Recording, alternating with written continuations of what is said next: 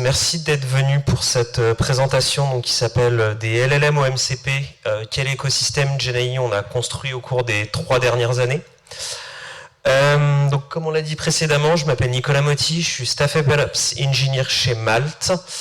Pour certains, c'est un petit peu obscur ce que je fais en MLOps. Mon objectif est de fournir les outils et les infrastructures qui vont permettre aux équipes ML d'entraîner leur modèle, de déployer leur modèle et de s'assurer que tout tourne bien en production. Et je dirais que mon rôle depuis quelques années et depuis tout ce dont on va discuter après, c'est aussi un petit peu élargi puisque maintenant on a pas mal d'équipes plutôt côté engineering qui vont commencer à intégrer des LLM via API et qui vont avoir aussi des besoins un peu spécifiques. Donc j'interviens aussi dans l'entreprise, dans des équipes qui sont un peu plus engineering à l'origine et moins data. C'est quelque chose qui est assez intéressant. Très rapidement, Malte, je vous embête pas avec ça, mais on est la plateforme leader en Europe pour le freelancing. Donc globalement, on va vous aider à trouver les meilleurs freelancers en fonction de vos projets. Et pour vous donner une idée, en interne, on est plus de 600 répartis dans 9 pays, avec 15 bureaux, donc on en a plusieurs en France, dont un à Lyon, mais on en a aussi ailleurs en Europe. Et qu'est-ce qu'on fait concrètement plutôt à l'équipe data, et ça peut vous donner un peu de contexte aussi pour la suite du talk. À l'équipe data, on va principalement développer des algorithmes de recommandation. Donc l'idée, c'est que vous arrivez avec votre offre d'emploi et nos algorithmes vont automatiquement vous recommander les freelancers les plus pertinents en fonction de la mission que vous nous confiez. Du coup, ça tourne beaucoup autour de NLP, donc compréhension du langage, pour comprendre quels besoins vous exprimez et vous recommander les bonnes personnes. Un petit disclaimer aussi avant de réellement commencer. Pendant la présentation, je vais beaucoup parler d'IA. Pour la présentation d'aujourd'hui, IA sera globalement équivalent à Generative AI. Vous en avez peut-être conscience, en tout cas j'en ai conscience, que ce n'est pas la totalité de l'IA. L'IA est un champ très large qui en fait décrit tous les algorithmes qui visent à imiter ce qu'on pourrait qualifier d'intelligence humaine. Alors on peut arriver dans des débats très philosophiques sur ce qu'est l'intelligence humaine, mais voilà, c'est un champ qui est très large. Parmi ce champ qui est extrêmement large, vous avez quelque chose un peu plus petit qui s'appelle du machine learning, qui regroupe en fait tous les algorithmes où on va apprendre des règles automatiquement en se basant sur de la donnée. Donc par rapport à du code, vous allez écrire des if, else, etc. En machine learning, vous allez loader de la donnée et en fait toutes ces règles, vous allez les découvrir automatiquement. Dans le machine learning, vous avez encore plusieurs techniques qui existent. Vous avez du ML plutôt traditionnel, les arbres de décision et ce genre de choses-là. Et une partie deep learning, où là on va avoir des algorithmes qui vont essayer d'imiter le fonctionnement des neurones de notre cerveau. Et dans cette partie deep learning, vous avez enfin l'IA générative, qui est une des applications du deep learning, qui permet en fait de créer du nouveau contenu, donc du texte, de l'image, de la vidéo, etc. Donc voilà, aujourd'hui je vais sûrement mélanger le terme IA et Generative AI. Ce sera plus simple comme ça, mais j'ai bien conscience que ce n'est pas la totalité de l'IA.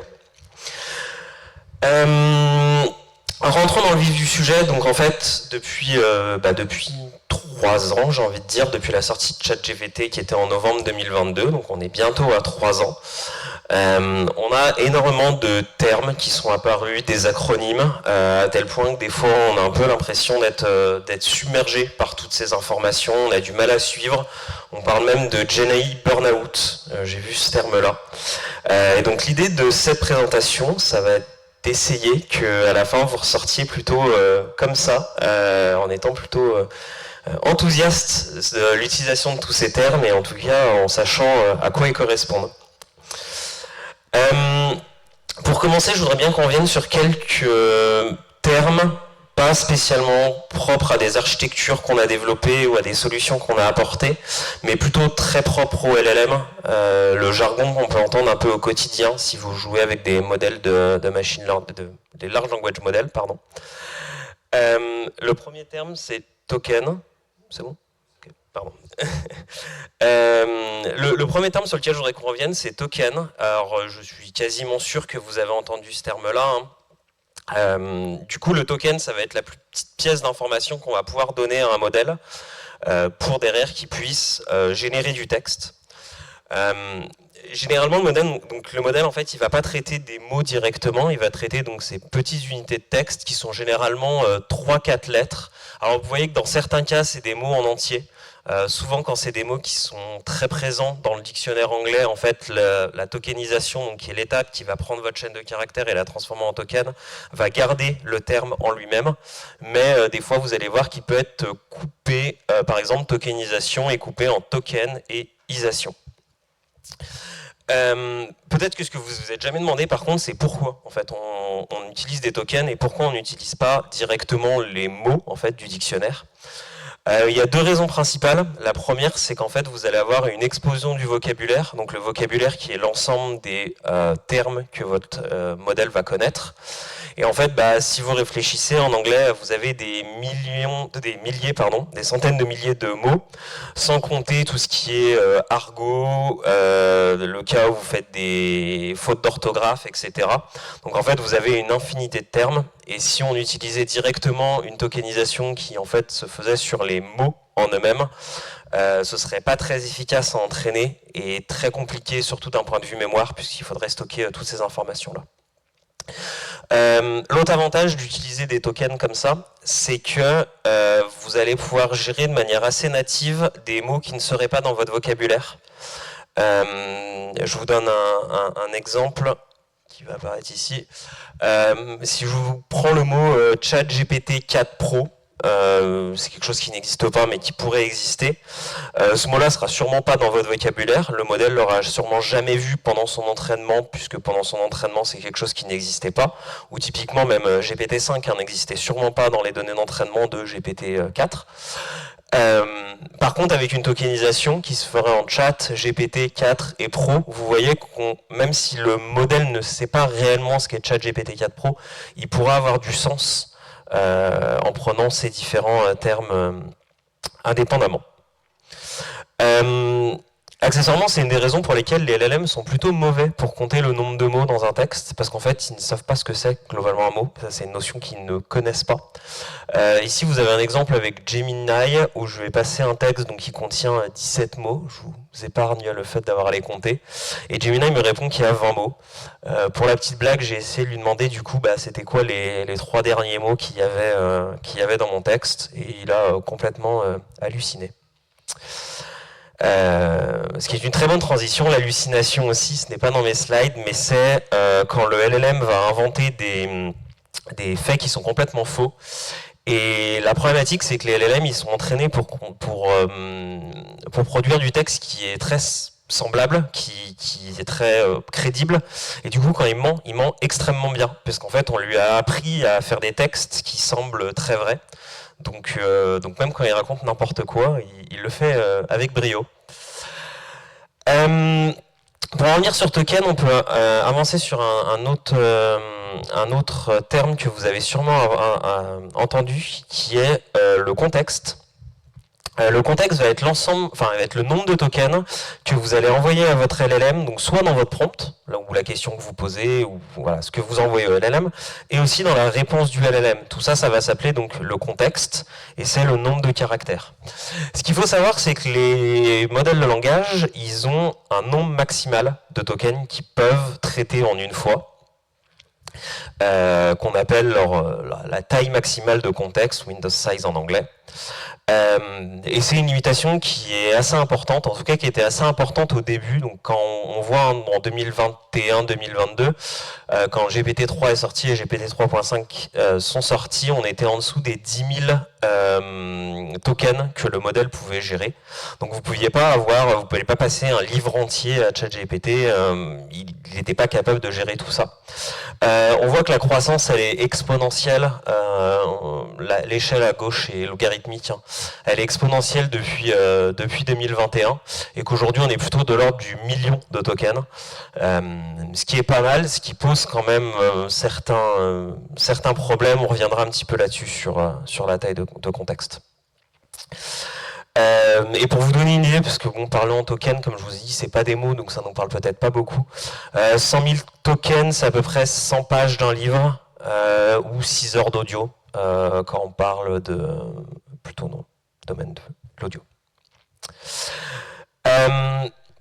Vous pouvez penser que c'est peut-être beaucoup, 1 million. Je voudrais aussi attirer votre attention là-dessus, et ça aussi on y reviendra. Les LLM, c'est quelque chose qui est stateless. Alors c'est pas forcément très visible si vous interagissez avec ChatGPT.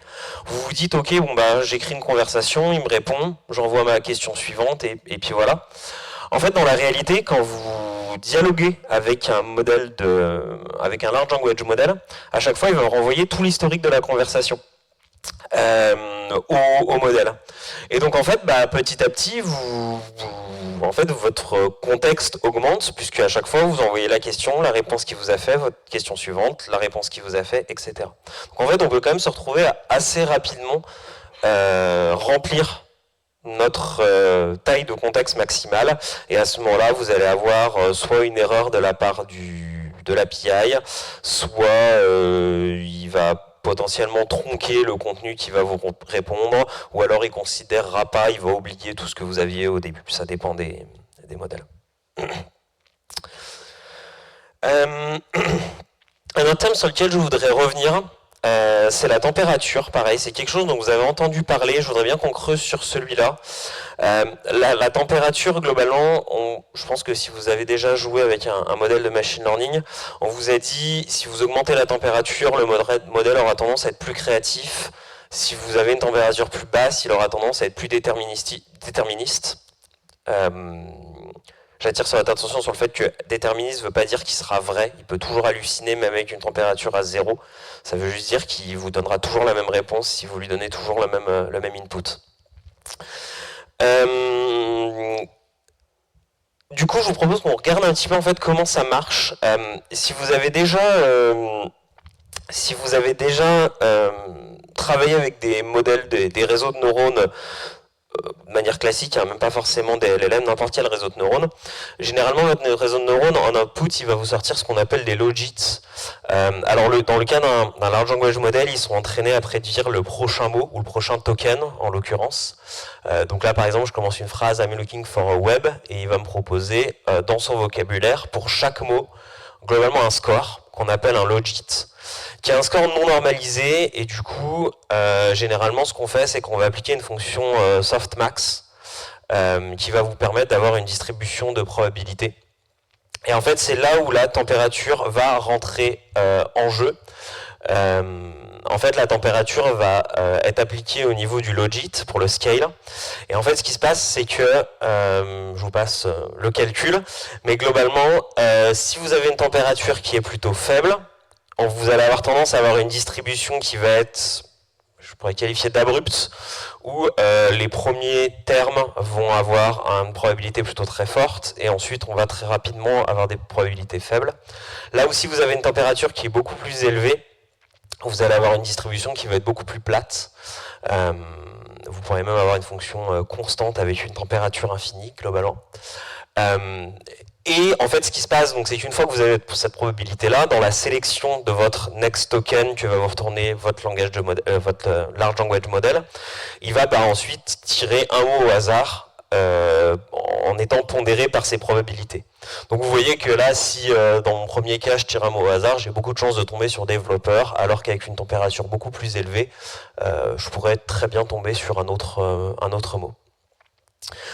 Visualiser autrement, si je reprends ma même phrase, avec une température à 0, développeur sera 1, tous mes prochains mots seront à 0. C'est pour ça qu'avec une température à 0, le comportement sera déterministe. À chaque fois que j'enverrai I'm looking for a web, j'obtiendrai toujours développeur.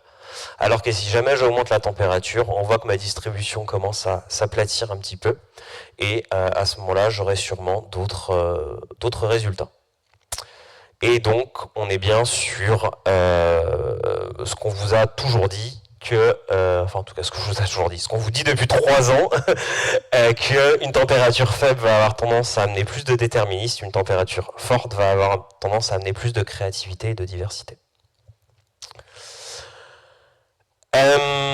Cool. On a revu ensemble quelques termes. Je pense que du coup, on est à peu près tous au même niveau maintenant pour pouvoir avancer dans cette présentation. Du coup, ce qui s'est passé, c'est que, donc, comme je vous ai dit, il y a 3 ans, on a ChatGPT qui est arrivé, qui a impressionné, je pense, tout le monde. Et puis, tout le monde a commencé aux usages qui pouvaient en faire. Et très rapidement, on s'est heurté à 2 limitations, j'ai envie de dire. La première, c'est que les données qu'on avait dans le LLM n'étaient pas forcément fraîches. Le LLM entraînait une date donnée, il a une connaissance du monde à cette date donnée-là, mais tout ce qui s'est passé après, il ne le connaît pas. Et on est obligé de réentraîner un modèle. Le deuxième problème aussi, c'est qu'il n'est pas forcément spécifique à votre secteur d'activité, mais surtout à votre entreprise, et notamment si vous avez des données privées. Sauf si vous avez une fuite de données, a priori c'est pas dans les données d'entraînement du modèle, donc il ne connaîtra pas qui sont vos clients, quel chiffre d'affaires vous avez fait, etc. Et puis on a quand même ce problème d'hallucination dont on a parlé, qu'on aimerait bien réduire aussi un peu. Surtout quand on a les informations. Comme je disais, il y a des informations qui sont privées, du coup lui il ne va pas connaître. Si vous les avez, ça pourrait être cool que le LLM, en fait, il connaisse ces informations-là et il puisse répondre de manière accurate. Et le deuxième problème qu'on traitera dans une deuxième partie, c'est comment on rend ça plus interopérable. Parce qu'en fait, il y a un problème inhérent au LLM, c'est que vous lui envoyez du texte et il vous répond du texte qui n'est pas structuré. Et en fait, comment un contenu non structuré, on peut l'utiliser dans nos applications pour prendre des décisions, classifier des choses, etc. C'est un peu compliqué, donc on peut faire du prompt engineering, on reviendra là-dessus. Mais c'est en tout cas une des choses sur lesquelles on a beaucoup planché ces dernières années pour pouvoir facilement le rendre interopérable avec d'autres systèmes. Je vous propose qu'on commence par le premier cas. Du coup, pour pouvoir injecter de la donnée beaucoup plus fraîche à notre LLM, des chercheurs ont planché sur une architecture qu'on appelle de RAG, pour Retrieval Augmented Generation. Alors, il y a un truc qui est assez intéressant, c'est que le papier date d'avant la sortie de ChatGPT, donc c'est quand même vraiment quelque chose sur lequel les équipes travaillaient, sûrement en sachant qu'un produit comme ça allait sortir. Mais c'est vraiment après ChatGPT qu'on a vraiment entendu parler de ce terme. Le concept, il est plutôt très simple d'un point de vue vraiment macro. Alors après, l'implémentation peut être plus complexe, mais d'un point de vue macro, est plutôt très simple. Ici, je vous donne un exemple. En l'occurrence, c'est un bot qu'on a développé en interne dans l'entreprise, un bot Slack, qui est capable de répondre à des questions sur l'entreprise, sur notre produit aussi, parce que comme vous l'avez vu, on est 600 personnes, et de savoir quelles sont les taxes qu'on applique en Espagne, par exemple, c'est pas forcément, tout le monde n'a pas forcément cette connaissance-là. On a de la documentation, mais qui est un peu éparpillée. Et donc, du coup, on a développé quelque chose en interne qui permet de répondre à ce genre de questions. Je fais un petit aparté, mais c'est quelque chose que beaucoup d'entreprises ont commencé à faire, qui marche extrêmement bien chez nous. On a, je crois, plus de 2/3 des utilisateurs, enfin des personnes chez Malte qui l'ont utilisé au cours des 3 derniers mois. C'est quelque chose qui a vraiment aidé dans l'entreprise. Ouais. Et donc en fait, ce qui se passe, c'est que quand on pose une question à cet assistant-là, au lieu d'envoyer la question directement au LLM, ou si je lui demande, donne-moi explique-moi en 2-3 phrases ce qu'est Malte, il va peut-être me répondre ce que c'est que le malt dans la bière, mais je pense qu'il n'aura pas forcément toutes les connaissances sur notre entreprise. Du coup, en fait, ce qu'on fait, c'est qu'on va faire une première étape avant d'appeler le LLM, qui va juste consister en trouver les informations qui sont pertinentes pour répondre à cette question-là. Donc en l'occurrence, ça va être sur Notion ou sur Google Drive. Et donc on va faire cette première étape de search. On en reparlera après, mais il y a plusieurs moyens de faire cette étape de search là. Et dans un second temps, du coup, on va pouvoir envoyer la question initiale plus les informations et générer donc la réponse qui va bien pour notre utilisateur. Donc là, en l'occurrence, on lui dit qu'on est la plateforme leader en Europe, etc. Si vous avez entendu parler de cette architecture-là, souvent vous entendez des mots qui vont avec. Les deux mots généralement que vous entendez avec, c'est base de données vectorielle ou vector database et embeddings. C'est effectivement la manière dont a été popularisé le RAG. Généralement, en fait, à la première étape, ce qu'on vous recommande sur un RAG, ça va être de prendre le document que vous... la question qu'on vous pose, de calculer ce qu'on appelle un embedding. C'est une représentation sous forme de vecteur de votre information, une représentation sémantique, donc qui indique vraiment le sens de votre phrase, et d'aller comparer ce vecteur-là au vecteur que vous aurez précalculé d'abord sur tout votre contenu. Vous prenez les vecteurs qui sont les plus proches sémantiquement et vous envoyez tout ça à votre LLM. Mon avis personnel là-dessus, c'est que je comprends pas trop maintenant pourquoi on a toujours associé les deux. En fait, je pense que ce qu'il faut retenir de cette architecture-là, au-delà de la partie base de données vectorielle, etc., c'est plus la technique de faire, et en fait, vous pouvez faire du retrieval de plein de façons différentes. Votre retrieval, ça peut être une recherche Google, avec l'API Google, pour aller récupérer, je sais pas, le contenu des premiers sites web, et envoyer ça. Ça peut être, si jamais vous voulez des informations sur votre... des informations financières sur votre entreprise, ça pourrait très bien d'aller faire une requête SQL dans votre base de données Analytics. Dans le cas où vous faites un coding assistant, et d'ailleurs c'est ce qui se passe sur votre IDE maintenant avec tous les assistants de code, vous pouvez très bien en fait, prendre juste les fichiers ouverts de l'utilisateur, ou alors les derniers fichiers qu'il a ouverts, ou alors les fichiers qui sont proches dans l'arborescence de votre projet. Il y a X manières de faire du retrieval. Il y a quelque chose aussi dont on a pas mal entendu parler qui était le graph augmented retrieval. Donc on se base sur des bases de données graph qui permettent de récupérer de l'information.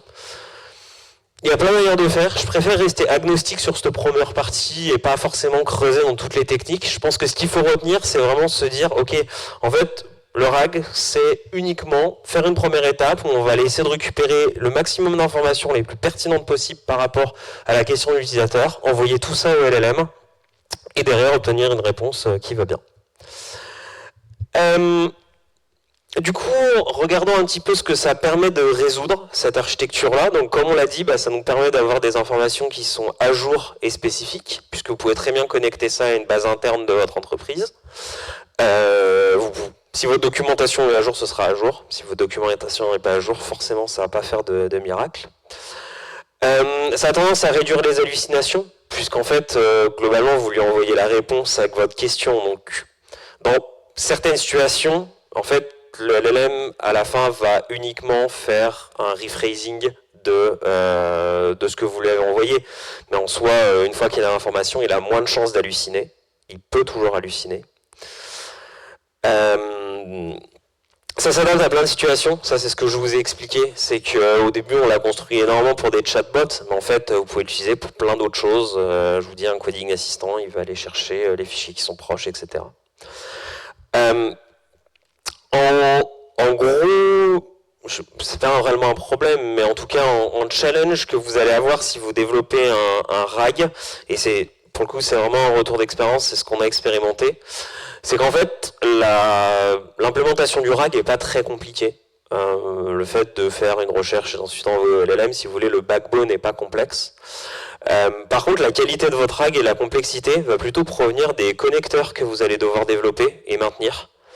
C'est qu'en fait, comme vous l'avez vu, nous typiquement vous le connectez à Drive et à Notion. Si quelqu'un ici a déjà joué avec l'API Notion, il comprend peut-être la douleur qu'on a vécue en essayant de le faire. Et c'est un peu compliqué, et du coup pour implémenter la bonne recherche, etc. Pareil, du coup, si vous avez des grands documents, vous allez devoir les découper pour pas récupérer tout le document d'un coup. Du coup, comment vous découpez de manière efficace un document, etc. Bref, c'est des questions un peu pénible. Et en retour d'expérience, nous, dans notre cas, on a préféré externaliser ça. On a trouvé une entreprise qui s'occupe globalement de faire plus ou moins du RAG as a service, ou en tout cas de nous proposer ces différents connecteurs. Et du coup, on ne se prend pas la tête. Maintenant, on utilise leurs connecteurs et on n'a pas besoin de maintenir ça. On n'était pas non plus hyper nombreux, donc voilà.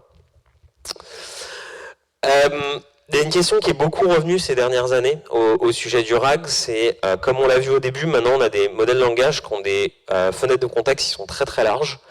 Et en fait, là où le RAG aussi est né, ça a été de dire, ok, en fait, il a besoin de toute ma base documentaire, mais en fait, je ne peux pas lui envoyer toute ma base documentaire. Donc je dois sélectionner ce que je lui envoie pour qu'il me réponde correctement. Sauf qu'aujourd'hui, en fait, on a des modèles de langage qui sont capables, alors tout dépend de la taille de votre documentation, etc., mais qui seraient globalement capables d'ingérer le contenu complet de votre knowledge base, alors, oui, on a vu plein d'articles. On en a à peu près à chaque sortie de modèle, on en a un en disant bon, le contexte est encore plus gros, est-ce qu'on en a toujours besoin, etc. Je pense que oui, on en a toujours besoin, pour plusieurs raisons. Le problème, c'est que dans certains cas, en fait, même 1 million de tokens, ça suffit toujours pas.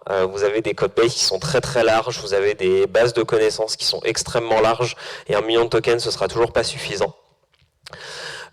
Aussi, au fur et à mesure que votre contexte va augmenter, en fait, ce qui va se passer, c'est que, en fait, c'est pas vous qui récupérez d'abord la bonne information, c'est un peu le LLM qui va devoir le faire. En fait, vous allez lui envoyer la quantité enfin, vous allez envoyer la globalité de votre base de connaissances, et c'est le LLM qui va devoir aller chercher dedans quelles sont les informations importantes.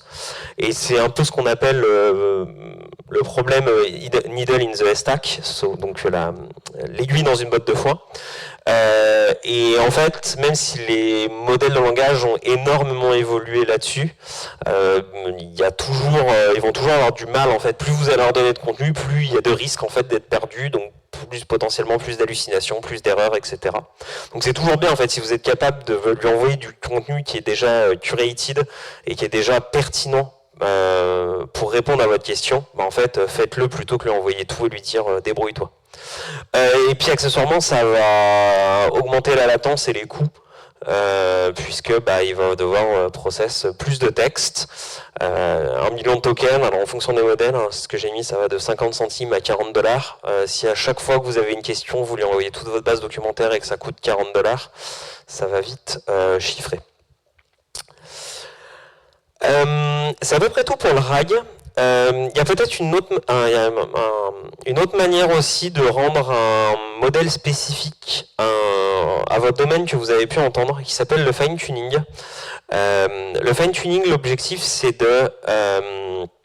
d'adapter un modèle à votre compagnie ou à votre use case. Généralement, il y a deux grandes manières de faire. La première, c'est vous prenez un modèle, généralement open source, puisque les providers ne vous laissent pas faire ça. Vous prenez un modèle open source et puis en fait, vous allez modifier les poids de ce modèle pour que ça corresponde à votre besoin. La deuxième façon qui a été du coup popularisée par les providers, c'est plutôt de plugger quelque chose à la sortie du modèle qu'on va appeler un adapteur. Vous avez sûrement entendu parler de LoRa notamment, qui est la méthode la plus connue aujourd'hui pour faire ça, qui va en fait ajuster la réponse du modèle par rapport à votre besoin. C'est une méthode qui marche, mais qui pose quand même toujours certains soucis. Vous avez toujours le problème de fraîcheur de la donnée. Alors là, votre donnée est spécifique, mais elle ne se mettra pas à jour, sauf si vous réentraînez votre adapteur. Et le deuxième, c'est que c'est un peu plus complexe quand même à mettre en place et un peu plus coûteux.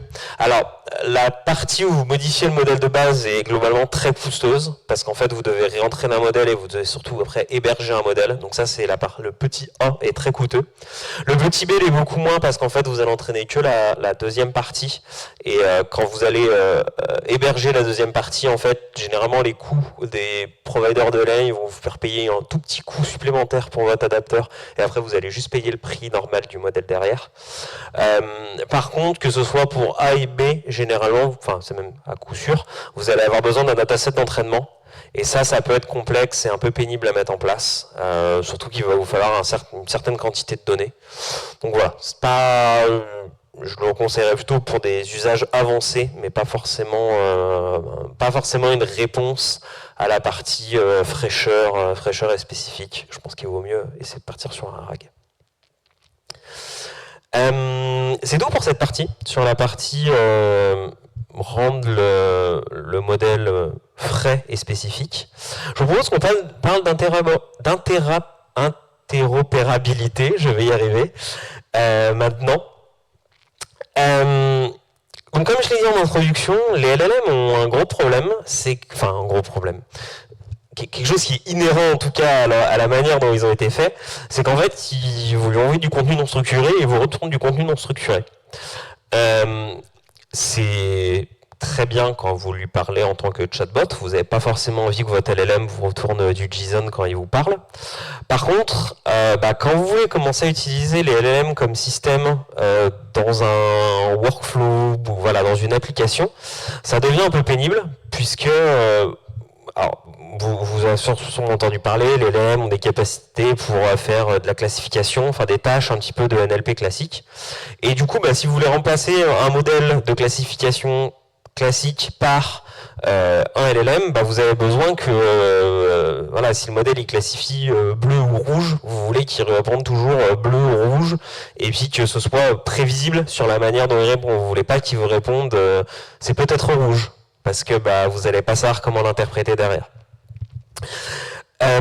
Du coup, ce qui a été fait au tout début, quand les LLM sont sortis, ça a été de dire, on va dire dans le prompt qu'on veut qu'ils nous répondent soit bleu, soit rouge, et puis qu'ils nous mettent ça dans une JSON, où ils va mettre couleur, 2 points, etc. C'est quelque chose que j'ai beaucoup vu, que j'ai fait aussi au début. Globalement, ça marche pas.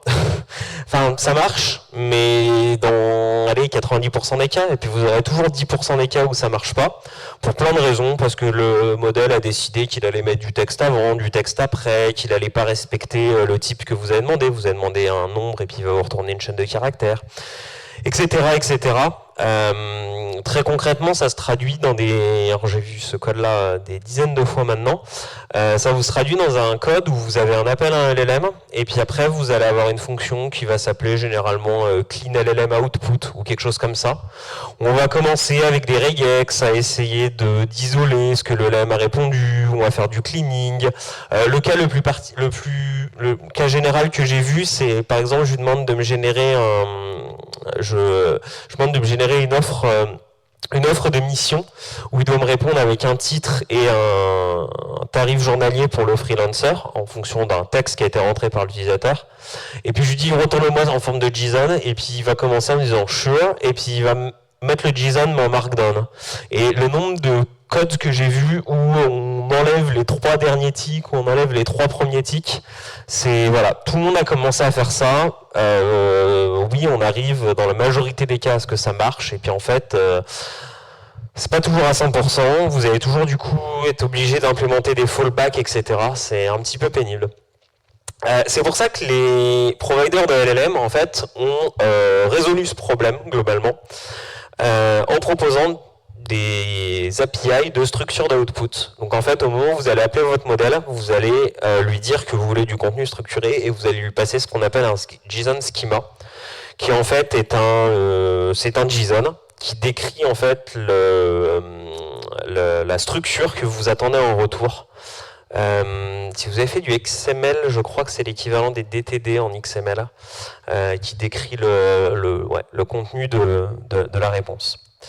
Et du coup, ce qui est cool, c'est que avec ça, et avec ce que j'expliquais avant, donc sur le fait d'avoir du contenu structuré, on passe en fait d'un mode où tout à l'heure on a parlé d'assistant avec le RAG, et ici on va plutôt passer dans un mode où on va être capable de commencer à construire des workflows, où en fait on va pouvoir appeler un LLM, le LLM va nous répondre, on va récupérer sa réponse pour faire une action suivante, et puis on va pouvoir avancer, etc. dans notre application.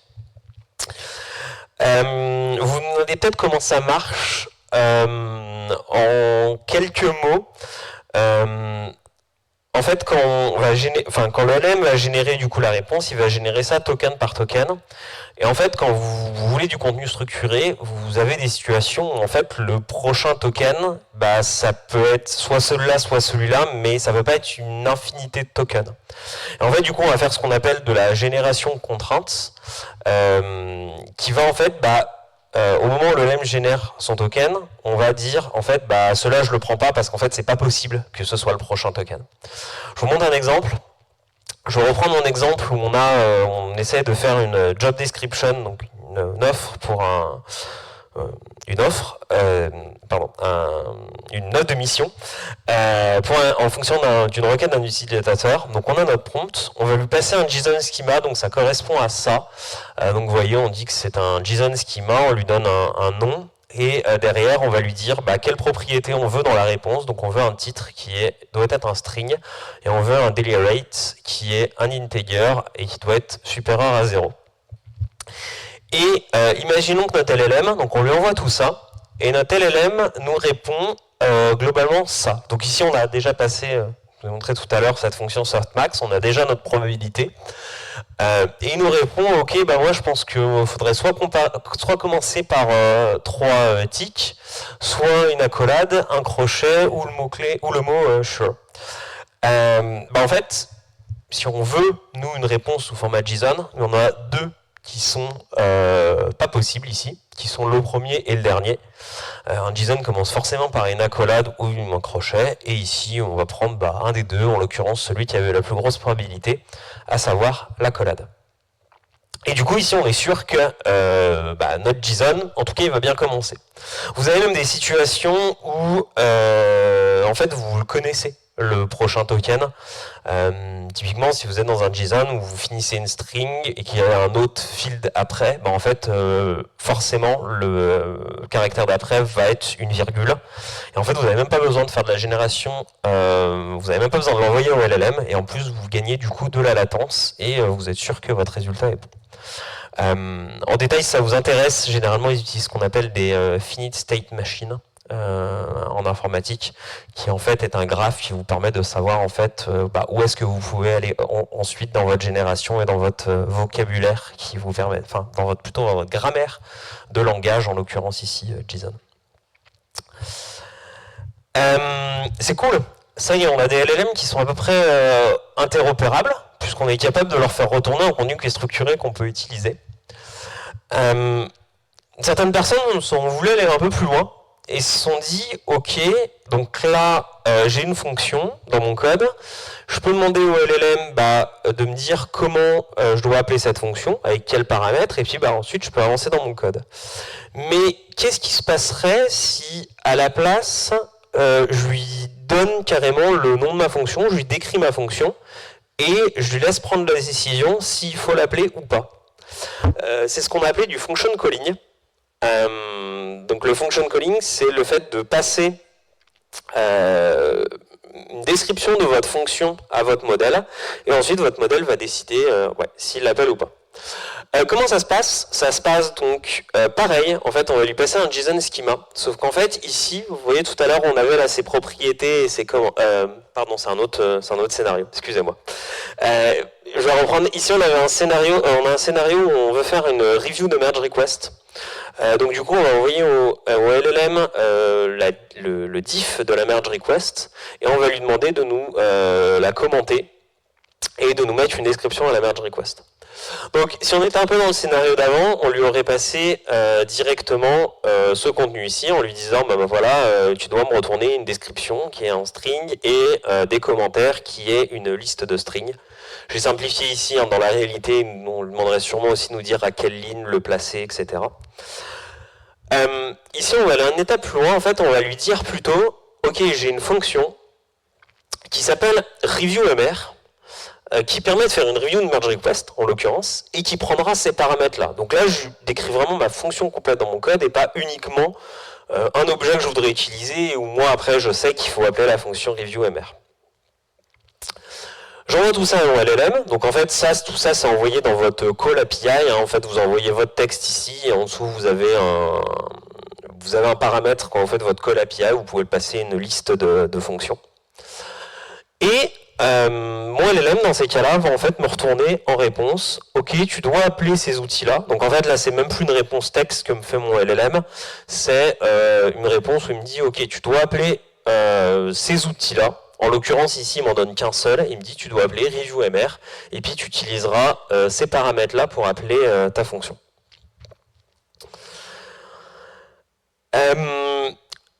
Généralement, du coup, ces function calling, on va souvent les utiliser pour récupérer en fait du contenu avant de faire notre génération finale. Donc, typiquement la météo, récupérer un ticket Jira avant de faire notre review de merge request. Comme vous l'avez vu, si on revient ici, vous voyez que tout le calls ici, c'est un tableau.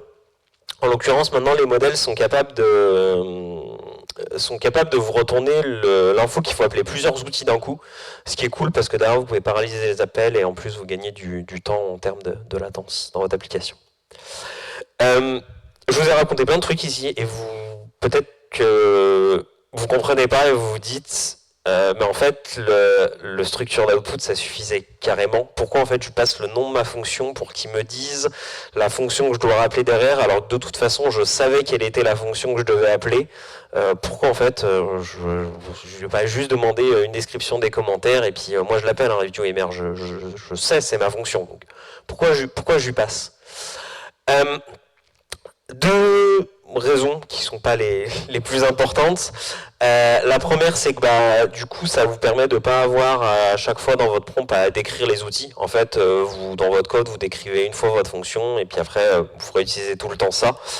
C'est plutôt pratique pour factoriser du code. Il y a même des frameworks qui en fait automatiquement à partir du code vont générer ce qu'on a vu là, le JSON schema de votre fonction. Ça va être une annotation sur votre fonction Python et ça va prendre automatiquement la documentation que vous avez faite sur votre fonction pour créer ce JSON schema. Donc vous n'avez même pas besoin de le faire vous-même. La deuxième raison, c'est que les modèles aujourd'hui sont entraînés pour faire du function calling. En fait, quand ils entraînent les modèles, ils leur apprennent à faire ça.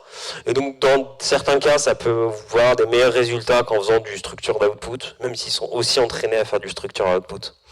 Mais en fait, la vraie raison, c'est pas une de ces deux-là.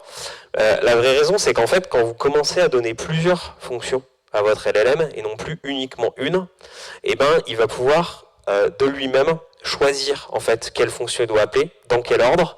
Et en fait, ici, c'est le LLM qui commence à contrôler le flux de votre programme, et c'est plus vous qui dites « Ok, t'appelles ça, ensuite tu vas faire ça, s'il y a ça, c'est ça, s'il y a ça, c'est ça, etc. » Le LLM va pouvoir commencer à prendre ces éditions-là. Et en fait, on passe d'un mode, donc au début, on était en mode assistant, à un mode workflow, où là, on va décider quelles sont les étapes successives, à un mode agent, où là, notre LLM va commencer à, de lui-même, choisir ce qu'il doit faire. Donc, un agent, c'est aussi sûrement un mot dont vous avez entendu parler. Qu'est-ce que c'est ? Ça va être un LLM, comme on l'a vu, qui va contrôler le flow d'exécution. Il va utiliser un pattern qu'on appelle React, généralement, on va le voir sur la slide d'après. Mais l'idée, c'est de dire que votre LLM va commencer par avoir un raisonnement. Ok, je dois faire ça, et ensuite sûrement ça. Il va faire, donc act, ou pour pouvoir faire, le LLM, il n'a pas directement accès à une API IO, donc il va vous demander d'exécuter une fonction. Et puis, il va observer le résultat de la fonction. En fait, vous allez lui donner le résultat de la fonction, et puis il va continuer son raisonnement jusqu'à ce qu'il ait terminé sa tâche. Du coup, il a besoin d'outils, comme on a vu. C'est ça qui va lui permettre d'interagir avec le monde réel. Et puis, dans certains cas, il va avoir une mémoire. Alors, c'est pas forcément obligatoire et on va pas trop être en détail là-dessus. La mémoire, c'est ni plus ni moins qu'une base de données dans laquelle il va pouvoir stocker des interactions passées, un résumé de votre conversation antérieure, etc., pour l'aider à continuer sa réflexion. Vu d'une autre manière, ça ressemble à ça, le pattern React. Donc vous avez, comme je l'ai dit, donc, une partie perception avec des sensors, qui en l'occurrence, là, est vous qui allez envoyer la donnée au LLM. Une partie raisonnement, qui va être faite, donc, dans notre cas, par un LLM.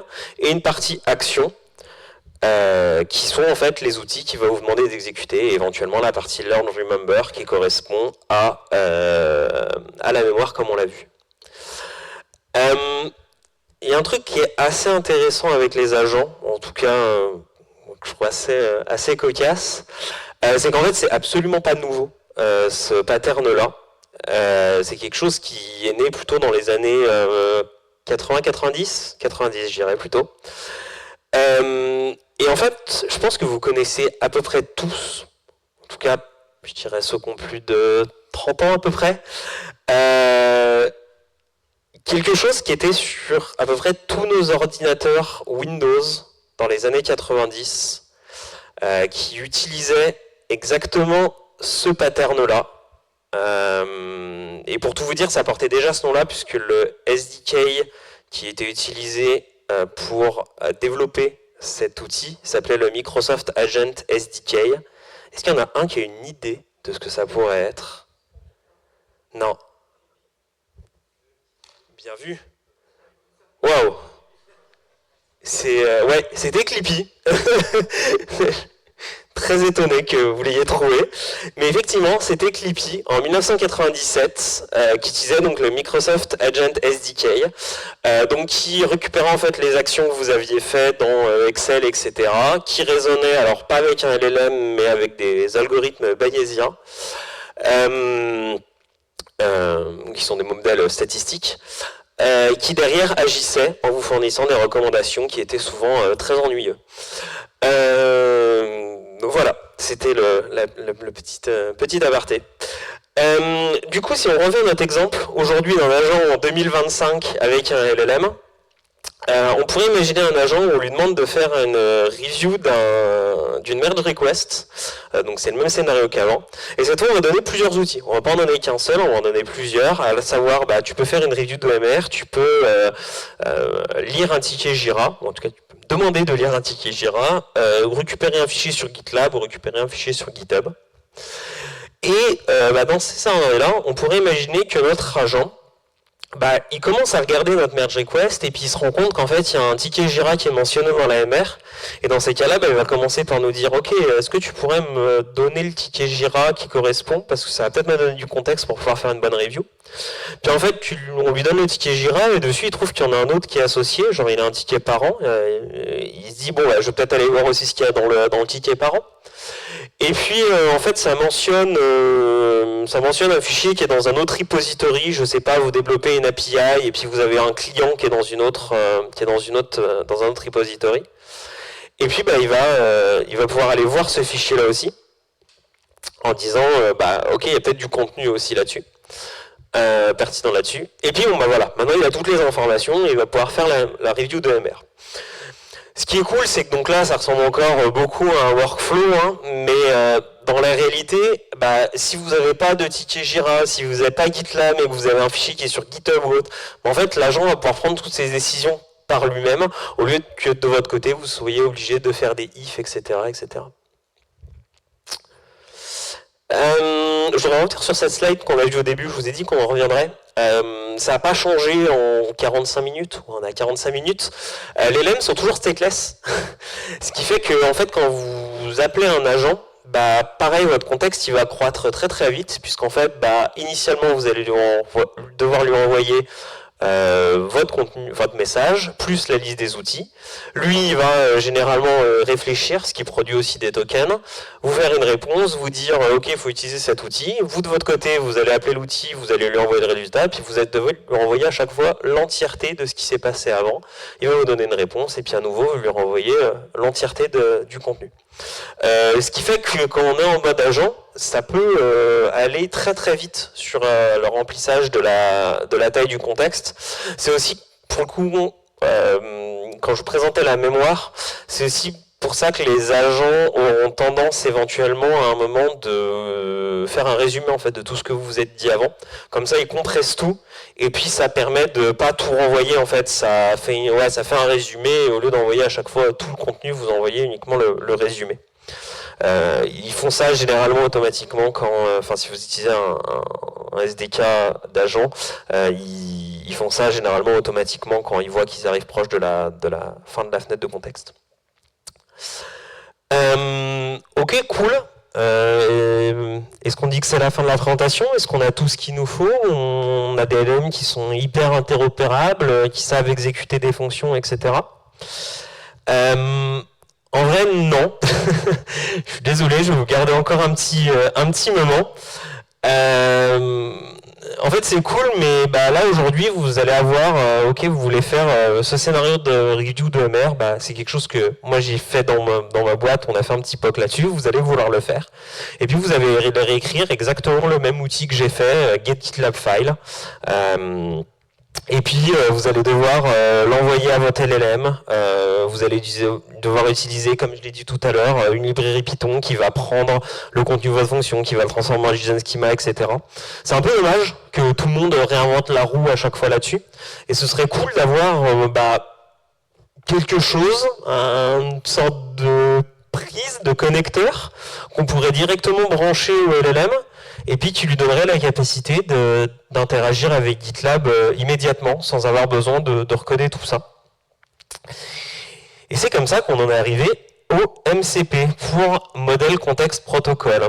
L'idée de MCP, ça a été de dire, ok, on va faire un protocole intermédiaire, où au lieu de avoir à apprendre à notre LLM comment accéder à l'API GitLab, à l'API Jira ou à l'API Drive, et ou à vous de coder des fonctions qui permettent de le faire, faisons quelque chose d'unifié, où en fait chacun des vendors écrira son serveur MCP, vous le proposera, et en fait derrière on aura uniquement à faire apprendre au LLM à utiliser ce protocole MCP.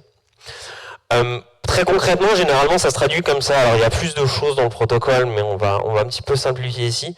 Généralement, ça va plutôt se passer comme ça. Votre LLM, il va demander la liste des outils. Donc, en fait, ici, dans le MCP serveur, vous allez avoir une liste d'outils préconfigurés avec leur description, etc. Et puis, dans l'autre sens, en fait, le LLM va devoir appeler des outils. Vous pouvez voir ça comme une manière, en fait, de packager ce qu'on a vu avant de manière assez standardisée.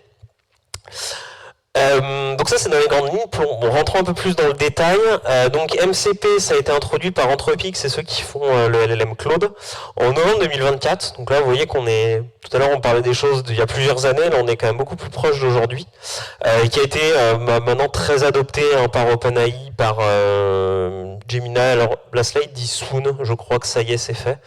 En tout cas les grands providers ont suivi. Ce qui est assez important parce qu'il y a beaucoup d'initiatives qui sont lancées et en fait qui ne sont pas suivies, donc ça sert à rien.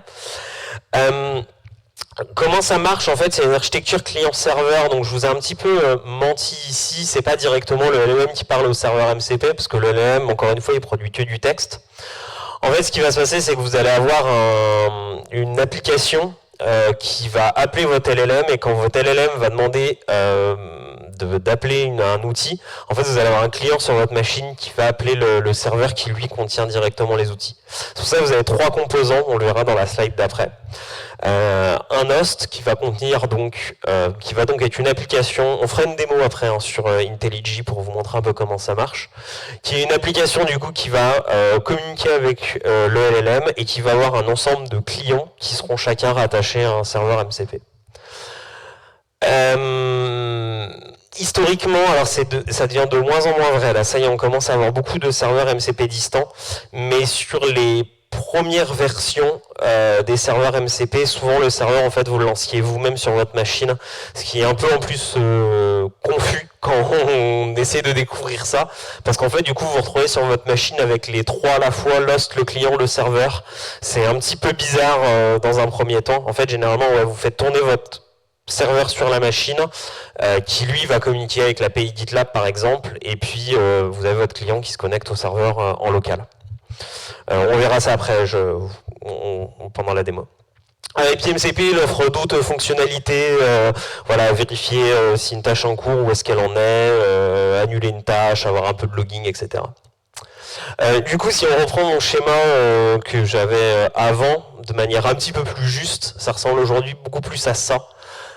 Donc vous allez avoir un utilisateur qui va interagir avec une application. Dans votre application, vous allez avoir des clients MCP, et puis les clients MCP vont être reliés à un serveur qui derrière va être relié à une API, généralement HTTP. Comment ça marche? Si on regarde un petit peu le contenu des messages, en fait ce qui se passe, c'est que donc quand votre Quand un client va démarrer, il va commencer par faire une phase de discovery. Il va demander au serveur la liste des outils et le serveur va lui retourner la liste des outils. Ensuite, l'utilisateur va interagir avec le modèle de langage et le modèle de langage, à un moment donné, va dire bon bah j'ai besoin d'un outil. Et dans ces cas-là, le client va s'occuper d'appeler le serveur qui va lui retourner le résultat et on va donner le résultat au Large Language Model.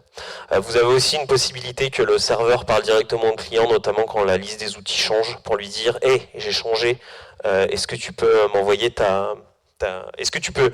j'ai changé » et du coup le client va demander la nouvelle liste au serveur qui va lui retourner. Je vous propose qu'on passe à une petite démo. C'est bien, on n'est pas... Ouais, on va essayer d'aller assez vite. Du coup, ce que je vous propose, c'est qu'on va aller dans IntelliJ. Donc, ils ont quelque chose qui s'appelle JetBrains AI, qui est leur assistant intégré dans l'environnement de développement. Et on va essayer de le connecter avec le MCP GitHub pour qu'il aille faire des choses sur mon compte GitHub, globalement. Créer un repository ou me donner des informations sur mon compte GitHub. Alors, je vais vous montrer comment on setup ça pour montrer en fait voilà que ça se lance très rapidement et que du coup j'ai pas besoin de coder la liste des outils et qui va automatiquement les trouver et pouvoir interagir avec. Donc ici j'ai mon IntelliJ, ici vous avez le chat IntelliJ et ici si je lui demande de me dire donne. Je vais poser le micro, je suis désolé, juste pendant que je tape.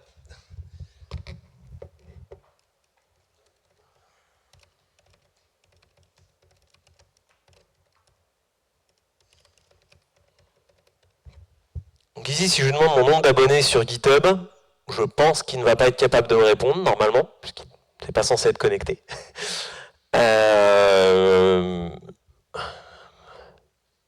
Voilà, ici il va me donner différentes façons de connaître mon nombre d'abonnés sur GitHub, mais il va pas pouvoir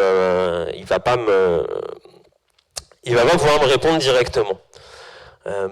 Petit aparté que alors déjà les démos généralement c'est assez risqué, mais alors les démos avec un LLM on ne sait jamais à l'avance qui va répondre. C'est l'effet démo multiplié par 1000. Donc maintenant, maintenant on va lui rajouter le MCP GitHub. Donc comment ça se passe dans IntelliJ? Donc IntelliJ, comme on a vu avant sur les trois composants, donc c'est mon application host, donc qui est capable de parler avec un large language model, ici GPT-5. Dans mes paramètres d'IntelliJ, donc j'ai quelque chose qui s'appelle modèle contexte protocole, et donc ici je vais pouvoir lui rajouter un serveur MCP. Alors, le serveur MCP, son nom, ça va être GitHub. La commande qu'on va lui donner, alors comme je vous ai dit, le serveur MCP, maintenant il y a des serveurs MCP distants, mais c'est le cas de GitHub. Alors GitHub, ils en ont sorti un là distant depuis très peu de temps, mais ici on va plutôt essayer le serveur MCP qui est en local.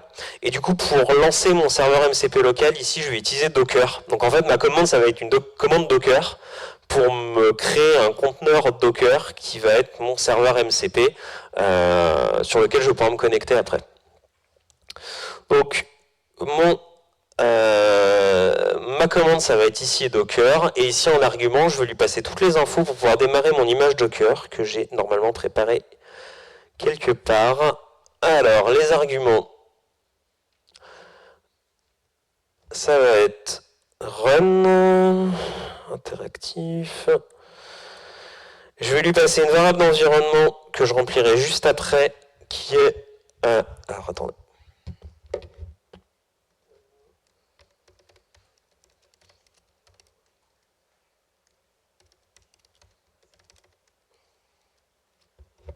Qui est globalement mon Personal Access Token. Je le remplirai juste après sur mon autre écran pour pas ne faire fuiter mon token de GitHub.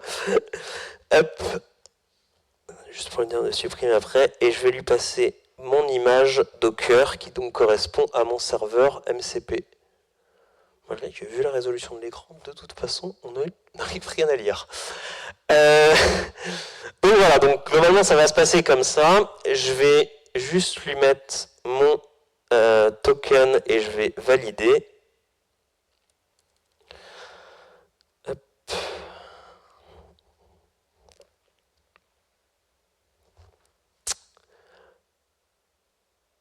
Et donc ici, il m'a donc rajouté ma ligne. Par contre, il n'a pas encore démarré le serveur. Je vais apply et j'espère, ouais, il a démarré. Parfait. Il a démarré. Et si on voit, il vient ici. En fait, ce qui s'est passé, donc là, IntelliJ a lancé un client qui s'est connecté à ce serveur-là. Et la première chose qu'il a fait, phase de discovery, je demande la liste des outils. Et donc ici, vous pouvez voir que j'ai tous les outils que me propose ce serveur MCP. Donc créer une branche, supprimer un fichier, récupérer une issue GitHub, get.me. Ah, tiens, ça c'est intéressant, c'est récupérer les informations sur mon profil. Peut-être qu'il pourra me donner mon nombre d'abonnés, etc., etc., etc. Donc parfait, donc il est connecté, super. Et ben allons-y, redemandons-lui la même chose et puis voyons maintenant ce qu'il fait. Alors je vais peut-être ouvrir un nouveau chat juste pour être sûr. Hop. Generating answer. Hop. Using MCP tool / get.me. Donc parfait. A priori il a compris qu'il fallait utiliser cette fonction là. Donc ici, mon client MCP va appeler le serveur MCP et il me donne la réponse que j'ai que 13 abonnés sur GitHub. Ça peut aller un peu plus loin. Je vais essayer de lui demander de me créer carrément un repository et puis de mettre un peu de code dedans et on va voir ce qui se passe.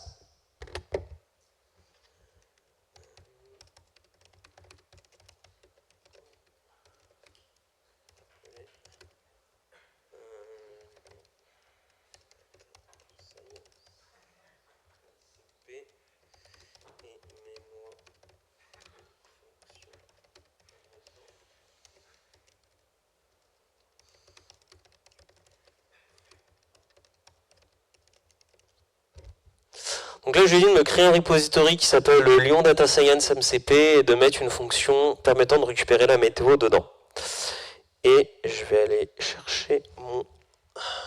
Est-ce que je peux faire... Hop. Je vais aller sur mon compte GitHub.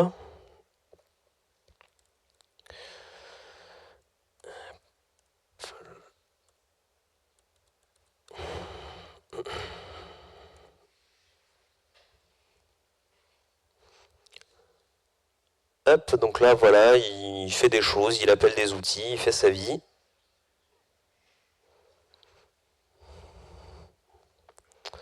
Et si, pendant ce temps, je vais sur mon compte GitHub, vous voyez que j'ai un nouveau repository ici, updated no. Exemple de repo avec une fonction Python pour récupérer la météo, open météo sans clé d'API. Et ici, vous voyez que j'ai donc mon repository qui a été fait, il m'a mis un petit readme. Il m'a donné l'exemple de Lyon. Je ne sais pas comment il a choisi ça. C'est un petit peu flippant. Sûrement qu'il a vu sur mon profil que j'étais localisé à Lyon. Soit. Ah oui, effectivement. Le nom du repo. Et du coup, je dois avoir ici un client. Alors, je ne sais pas si le code est juste, hein, mais en tout cas, il m'a écrit tout ça. Qui permet de normalement récupérer la météo. Voilà, ça a bien marché, il m'a pas fait de choses improbables en l'occurrence. Voilà, bon, il m'a expliqué à la fin ce qu'il a fait. Voilà, c'était pour la démo, il doit me rester une slide. Du coup, est-ce que c'est bon? Est-ce que ça y est, on en a terminé avec cette présentation? Alors j'ai spoilé en disant qu'il me reste encore une slide. Mais dans la réalité, non, on n'est pas encore bon. Et MCP, je pense, n'est pas encore complètement mature à utiliser avec les yeux fermés. Et ça ne résout pas tous nos problèmes. Ne commencez pas à imaginer que vous allez pouvoir avoir votre application, connecter le plus de serveurs MCP possible dessus, et puis pouvoir commencer à lui demander tout et n'importe quoi. Il reste beaucoup de choses à faire, et je pense que c'est des choses qu'on va avoir dans les prochains mois, en tout cas si MCP continue à être aussi populaire. Premier truc, c'est que d'un point de vue sécurité, il reste énormément de choses à faire. Un point qui est peut-être un peu un détail, hein, mais aujourd'hui on n'a pas de registry officiel sur les serveurs MCP comme peut avoir Docker Hub par exemple ou Maven Central pour ceux qui font du Java. L'authentification, c'est quelque chose qui fait partie maintenant du protocole, donc il va gérer l'authentification notamment via OAuth. Le problème, c'est que généralement, vous n'avez pas d'accès derrière RBAC, donc Role Based Access Control. En fait, aujourd'hui, la manière dont les serveurs MCP gèrent l'accès, c'est OK, vous lui envoyez des credentials et vous avez le droit ou pas d'accéder à MCP ou à votre serveur MCP. Par contre, derrière, comme vous l'avez vu, le serveur MCP il est lancé avec ma clé d'API GitHub. Donc en fait, du moment où vous avez accès au serveur MCP, vous avez les mêmes accès que moi à mon compte GitHub.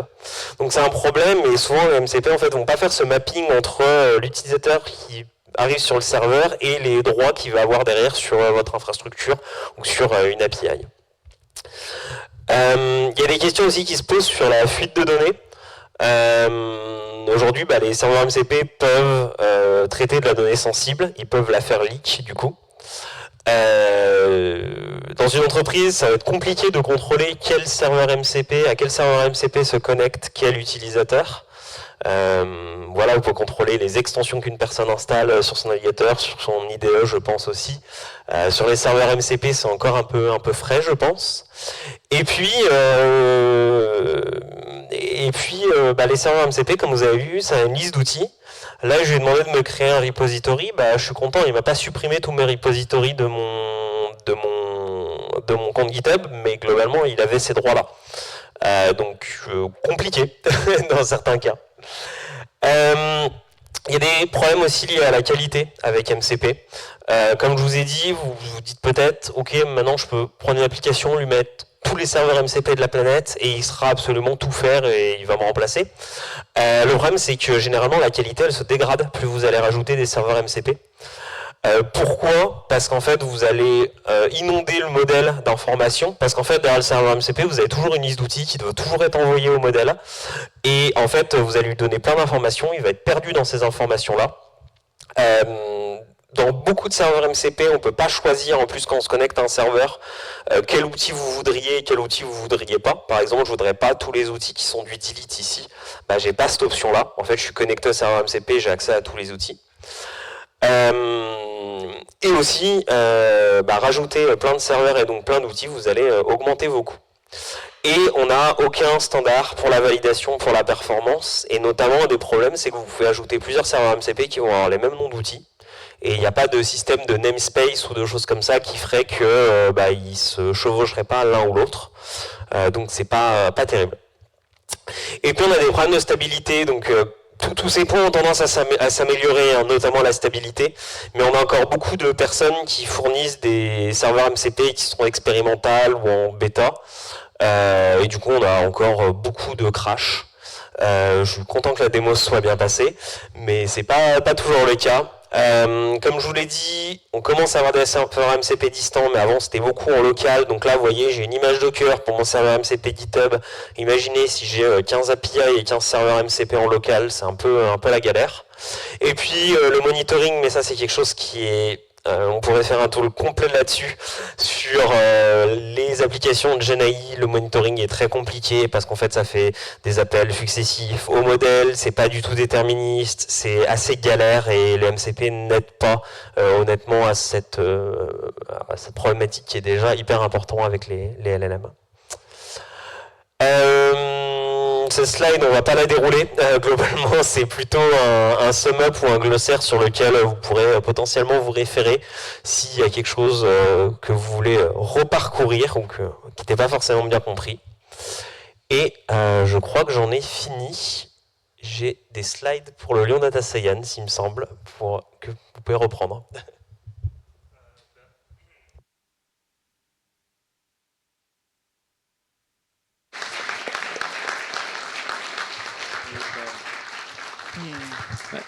Merci. On va passer à la partie des questions.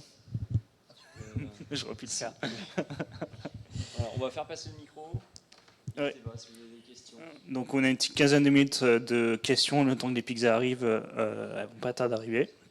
Du coup, si vous avez des questions.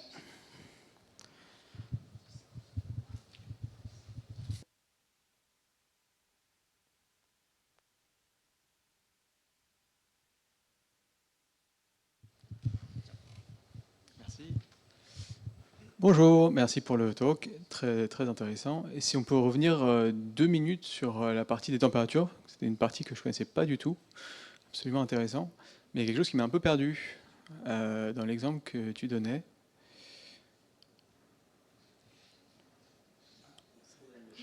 Voilà, encore un petit peu avant, voilà, exactement. Donc là, dans ton exemple, tu dis I'm looking for web, et tu as développeur et site, par exemple.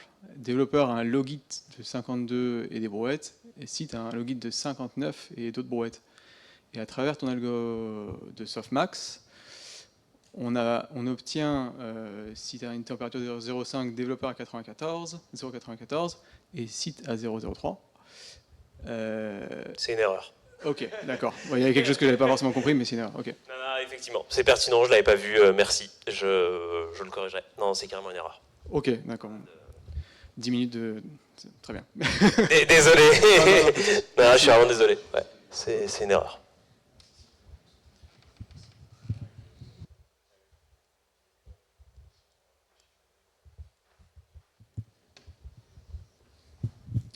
Bonjour, merci beaucoup pour le talk aussi. C'est toujours super de faire la récap sur certaines choses et je pense qu'on doit travailler sur des sujets un peu similaires. Moi, j'ai une question pour des entreprises, enfin notamment des institutions publiques avec qui je travaille, qui tournent beaucoup à l'open source pour des questions de sécurité. Parce qu'ils veulent effectivement avoir des GPU et de l'infrastructure dédiée en interne pour éviter toute question de données qui passent par un API chez OpenAI, etc. Et bon, il y en a qui savent pas, mais parmi les modèles qui sortent en open source, c'est assez rare que ces modèles qu'on ait des licences commerciales dessus. Et souvent, ce qui est donné en commercial, c'est les moins performants.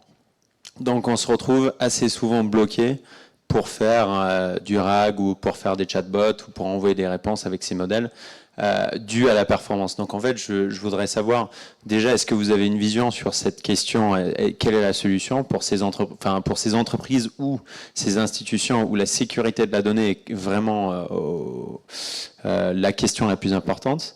Est-ce que vous pensez que ça tend plutôt vers l'open source? Et est-ce que vous pensez que ces modèles plus petits, ils vont commencer à être plus performants pour ce genre de choses? Voilà. Ouais, merci pour la question. Peut-être une dernière partie. Est-ce que vous pensez que ces API vont permettre une meilleure sécurité à l'avenir pour... Bah oui, je suppose, en fait, finalement, la question, c'est est-ce qu'on va plutôt se tourner vers l'open source quand c'est une question de sécurité et tourner en interne, ou améliorer les calls API pour être sûr qu'on n'ait rien qui va sortir? Ouais, merci. C'est un sujet, je pense, qui est hyper vaste, pardon, et hyper complexe. On pourra en parler, je pense, pendant très longtemps.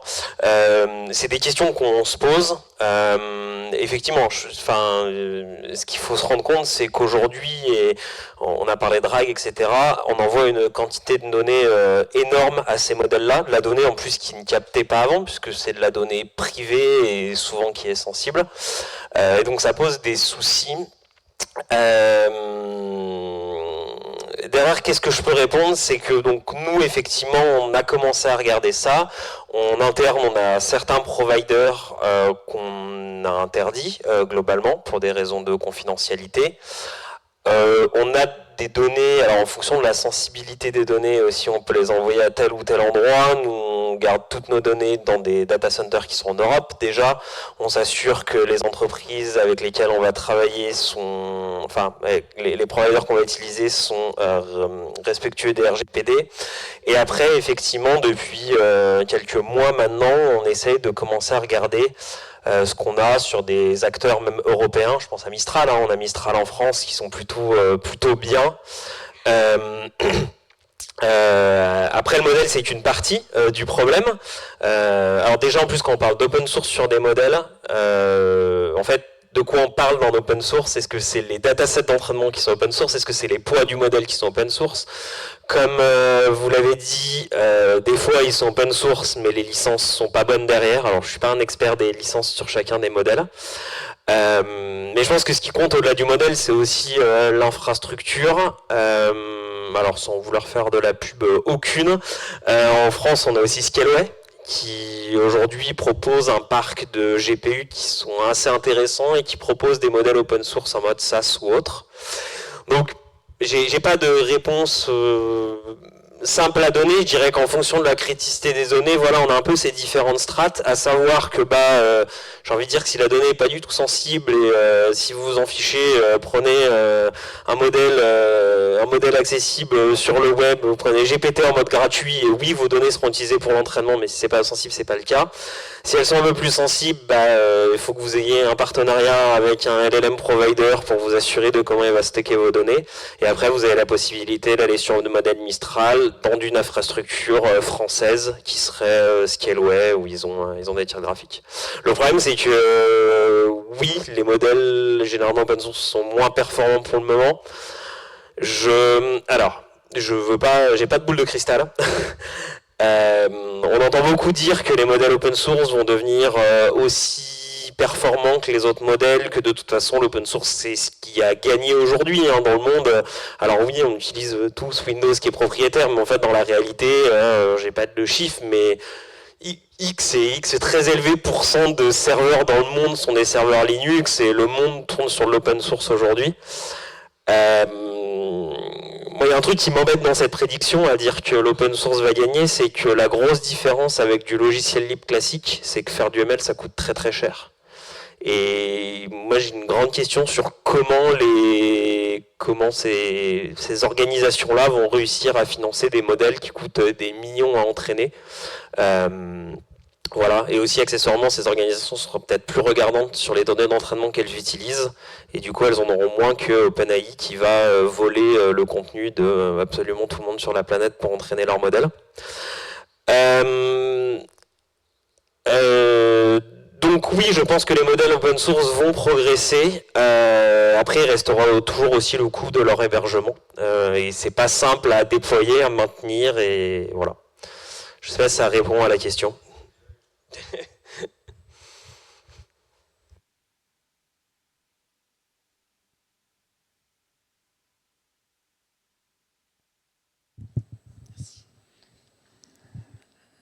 Bonjour et merci pour la présentation. Franchement, c'était très intéressant. Moi, j'ai une question à propos du RAG.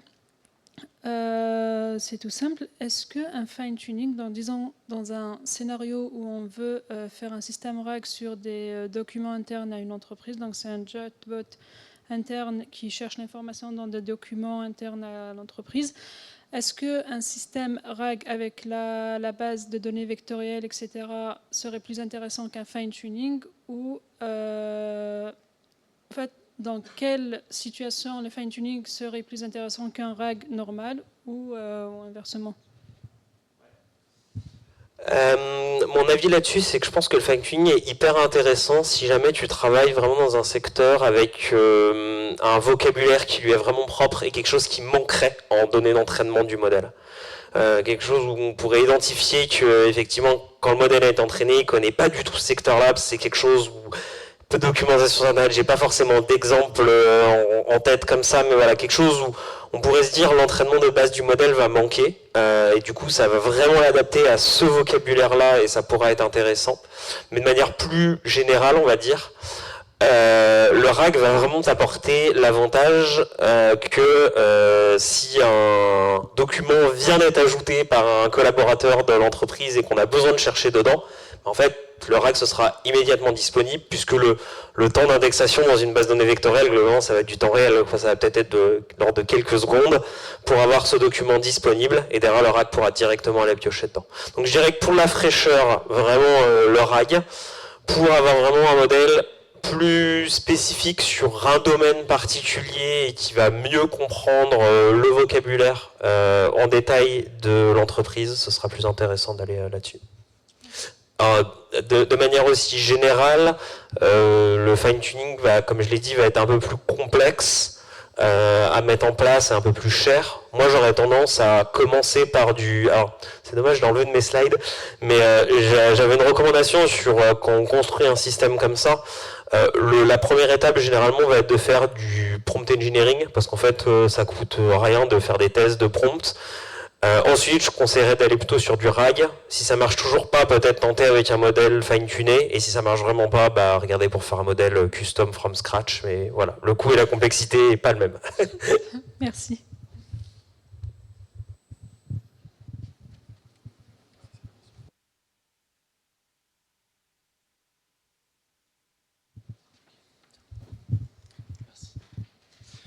Merci beaucoup pour la présentation. Une question sur le function calling. Est-ce que c'est possible d'expliquer la structure de données, la base de données, et ensuite qu'il puisse aller se débrouiller tout seul pour aller récupérer de l'information ou pas?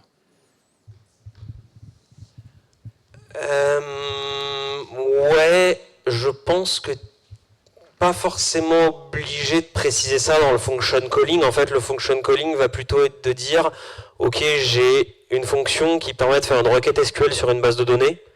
Et pour faire la requête SQL, bah, en paramètre, tu dois me donner la requête SQL. Par contre, effectivement, de le rajouter en contexte du prompt, c'est tout à fait possible, effectivement.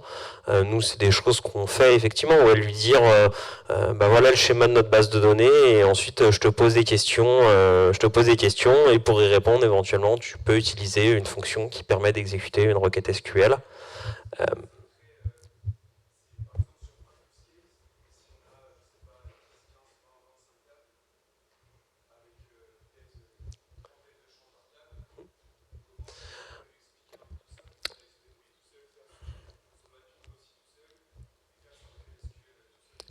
Alors, ce qui peut être très intéressant, et j'ai vu beaucoup d'outils comme ça, parce que c'est le texte ou SQL ou le texte ou Insight, c'est quelque chose que beaucoup d'entreprises essayent de craquer.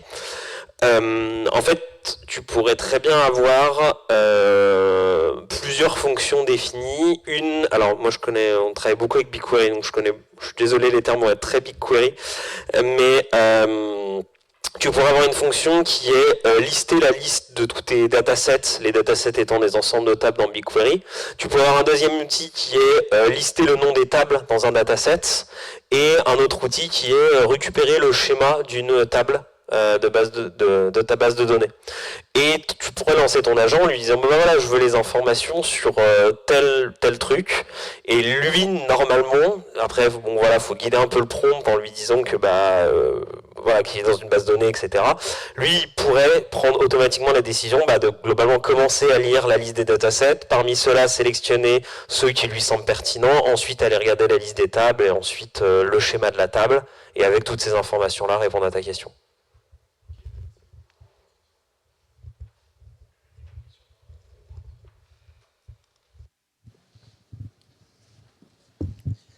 Bonjour, merci pour la présentation. J'ai quelque chose que j'ai pas bien compris en fait par rapport à l'interopérabilité. Le fait que ça ait mieux fonctionné, c'était le fait qu'en fait sur la partie JSON, les techniques entre guillemets se sont améliorées, ou est-ce que c'est le fait qu'ils aient entraîné les LLM pour traiter ce genre d'informations qui a fait que globalement le système se soit amélioré? Globalement, il y a les deux. Non, mais alors, ce qui permet de s'assurer que le JSON retourné est bien du JSON, c'est ce qu'on a vu en fait, c'est la partie constraint generation. Donc en fait, c'est vraiment on prend le retour du LLM, mais en fait, on va enlever tous les tokens qui seraient pas pertinents, et du coup, on s'assure vraiment que le contenu est un JSON. Ça, c'est une première partie. La deuxième, effectivement, chose, c'est que maintenant, dans les données d'entraînement, ils apprennent au LLM à aller appeler des outils, ou on leur a donné plus d'exemples de JSON, on leur a dit, voilà, si on te pose cette question-là, tu dois répondre du JSON avec des réponses en JSON. En fait, c'est quelque chose, effectivement, qui est venu avec. Ce qui se passe, c'est que les LLM providers, je pense, regardent beaucoup ce que les gens font avec leur LLM, et à chaque fois qu'ils voient que les gens ont un use case, derrière, ils vont avoir tendance à mettre ces exemples-là dans leur entraînement pour que les LLM s'en sortent mieux. Donc la réponse est un peu les deux. La pertinence s'est améliorée parce que maintenant il y a plus de choses comme ça dans les données d'entraînement. Et par contre, le fait que ça marche et que ça retourne vraiment du JSON quand on lui donne du JSON, ça c'est parce qu'en fait on contraint la génération, et on a un système qui joue le rôle de garde-fou auprès du LLM, et qui s'assure que en fait, si le LLM répond mal, il corrige ou autre. Est-ce que c'est plus clair? Ouais.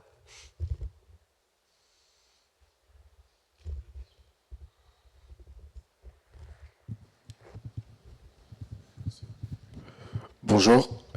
J'avais une question du coup sur la partie MCP, du coup function calling.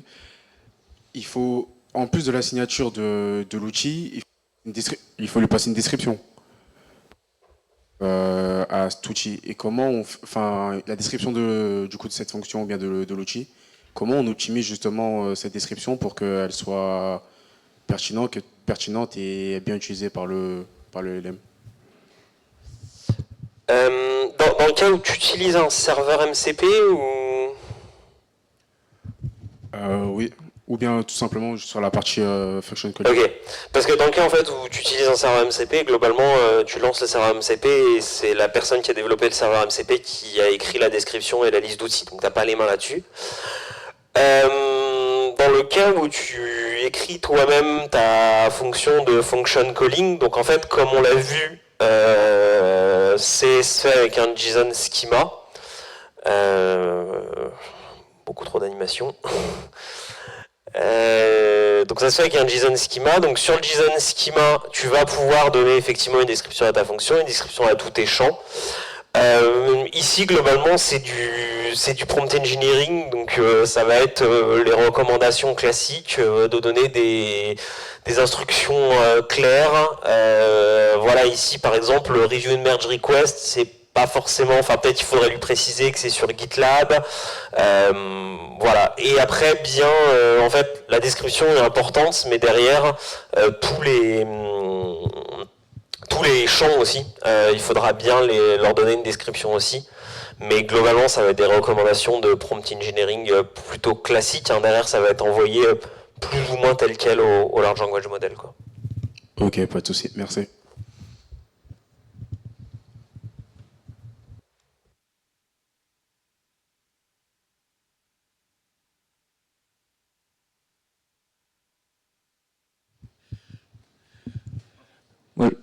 Bonjour, encore merci. Je voudrais savoir plutôt sur ton retour d'expérience. Bon, moi aussi, j'ai développé par ma boîte et puis je me suis familiarisé avec les MCP.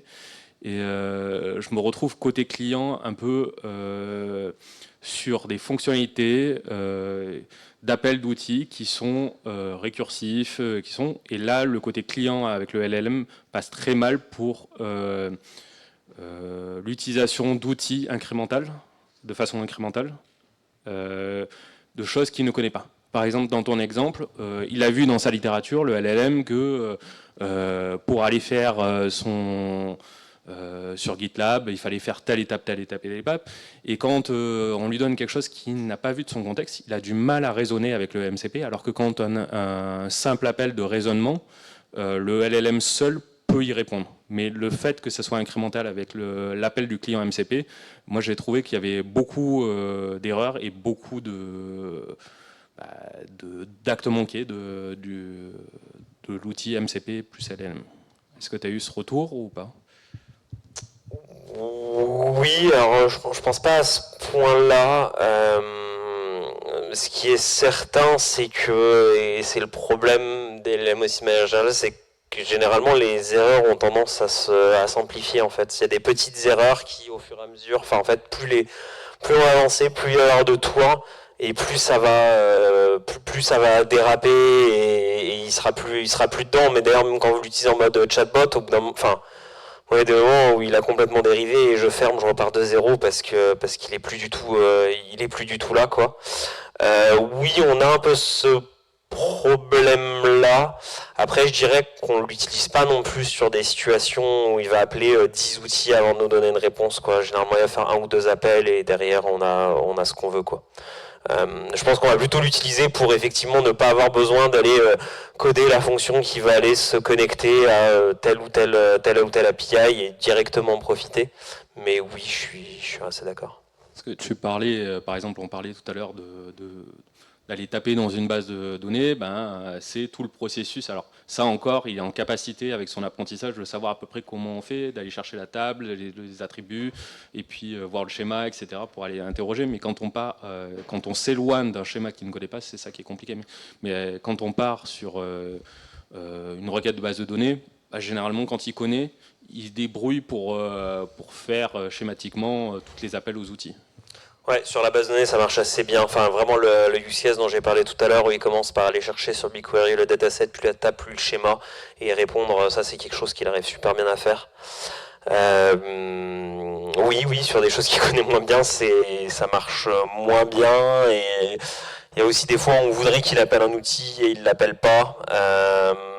Ça par contre, j'ai un élément de réponse. On s'est rendu compte de quelque chose aussi, c'est que ça dépend aussi du client qu'on va utiliser pour le MCP. Typiquement, dans notre cas, on a plusieurs projets dans lesquels on a des bases de données BigQuery. Je vais essayer de résumer ça. Imaginons on a une intégration et une production. Et on a branché du coup 2 serveurs MCP, un par environnement, donc un en intégration, un en production. Et on s'est rendu compte qu'en utilisant Cloud Code, quand on lui demande de nous donner les données de production, il y arrive sans souci. Là où Cursor n'y arrive pas du tout. Et ce qu'on soupçonne, c'est qu'en fait, le connecteur, le serveur MCP, lui, il sait pas en fait si c'est intégration ou production. Globalement, il est connecté à une base de données, il expose des outils, mais il sait pas si c'est intégration ou production.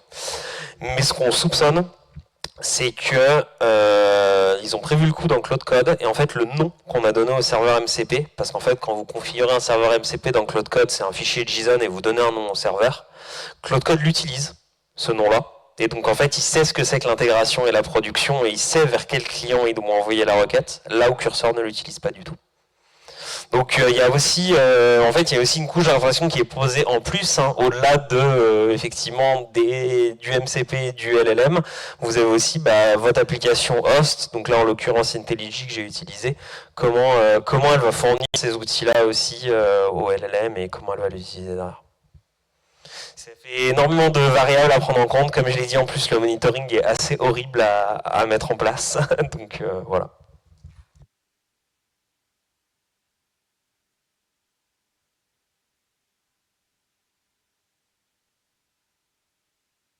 Moi, du coup, j'ai aussi une question. Je te remercie beaucoup d'avoir fait un peu tout l'historique des LLM parce que ça permet un petit peu de donner un petit peu de relief.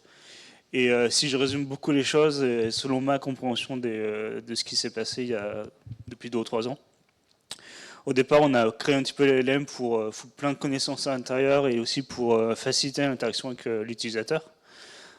Ensuite, on a vu que c'était un petit peu limité parce qu'on aimerait bien que ça soit un peu plus spécialisé, notamment sur les données des entreprises. Donc, on a foutu du RAG à l'intérieur. Petit à petit, on s'est aperçu que ça serait bien si, en plus de pouvoir dialoguer, le LLM peut aussi faire des actions. Donc, on a mis en place un petit peu tout ce qui est workflow et agent. Et là, selon toi, et de manière complètement au sein de Notebook de Crystal et tout ça, ce serait quoi un petit peu les limites aux agents actuels et qu'est-ce qui pourrait être l'étape supérieure et l'étape d'après par rapport au LLM et à tout ce qui gravite à côté, quoi. Je suis très mauvais, je n'ai absolument pas de boule de cristal là-dessus, sur la prospective. Non, j'en sais rien, je pense qu'il reste encore beaucoup de... Je pense qu'il reste encore énormément de choses à faire, comme j'en parle à la fin, sur la sécurité, sur tout ça. En fait, ça manque vraiment de maturité. Donc je pense qu'il va y avoir vraiment de maturité à mettre en place. Et non, en vrai, j'ai pas énormément de réponses. La chose sur laquelle je peux entre guillemets un peu m'engager, moi, j'ai quand même, j'ai des doutes sur le fait que ça continue à être exponentiel comme ça sur l'évolution des LLM. Je peux complètement me tromper. C'est vraiment là pour le coup, j'ai sorti la boule de cristal. Après, j'ai des arguments pour penser ça. Mes arguments, c'est que globalement, ça y est, on a épuisé toutes les données disponibles pour l'entraînement. Et en plus pire, maintenant on s'entraîne sur des données qu'on appelle synthétiques, donc des données qui sont sorties de LLM, et comme on a parlé tout à l'heure, les erreurs ont tendance à s'amplifier, donc ils vont s'entraîner sur des erreurs d'erreurs, etc. Donc je suis un peu inquiet parce qu'on n'a pas forcément beaucoup plus de données d'entraînement. Et puis, de l'autre côté, parce qu'il y a un peu deux pendant sur l'entraînement, il y a les données, et puis de l'autre côté, il y a l'architecture des modèles. Et sur l'architecture des modèles, alors il y a quelque chose d'assez désagréable, c'est que depuis 5 ans maintenant, on n'a quasiment plus aucun papier qui sorte de papier de recherche qui explique comment les modèles fonctionnent. Ça aussi, tout à l'heure on parlait d'open source, ils ont tendance à avoir tout locked-in, et on a peu d'infos sur ce qu'ils font. mais selon toute vraisemblance, enfin c'est même certain, il se base toujours sur une architecture transformer qui date de 2017, qui a été évoluée, qu'ils ont améliorée, etc. Mais j'ai l'impression qu'il n'y a pas non plus de révolution sur l'architecture. Du coup, j'ai du mal à voir un peu ce qu'ils vont faire de plus. Si on regarde GPT-5, qui avait été soi-disant, enfin qui était beaucoup teasé comme étant le modèle qui allait tout révolutionner, etc. Il a déçu beaucoup de monde. Moi, ce que je soupçonne derrière, c'est qu'en fait, c'est quasiment les mêmes modèles qu'avant et qu'ils ont plutôt en fait amélioré. Je suis quasiment certain qu'ils ont un système de triage en fonction de votre question qui va renvoyer sur des modèles un peu plus spécifiques ou modèles plus gros ou plus petits en fonction de votre question. Et je pense que c'est là-dessus qu'ils ont beaucoup bossé. Voilà. Mais je dirais qu'il y a beaucoup de taf, plus d'engineering là maintenant à faire, et puis un peu remettre toutes les bonnes pratiques du dev sur de la sécurité, du contrôle d'accès, etc., qui ont été un petit peu oubliées. Je pense aussi, et je prends la critique parce que je travaille aussi dans des équipes data. Je pense que c'est aussi beaucoup des équipes data qui ont sorti ces logiciels ces dernières années-là, qui ont beaucoup de talent, mais qui sont forcément un petit peu moins au fait des bonnes pratiques d'engineering. Et je pense que voilà, il y a une petite dette déjà à payer. Et je fais attention en disant des choses comme ça. Il y en a un qui est parti hier en disant ça, qu'on avait des dettes à payer. Mais voilà.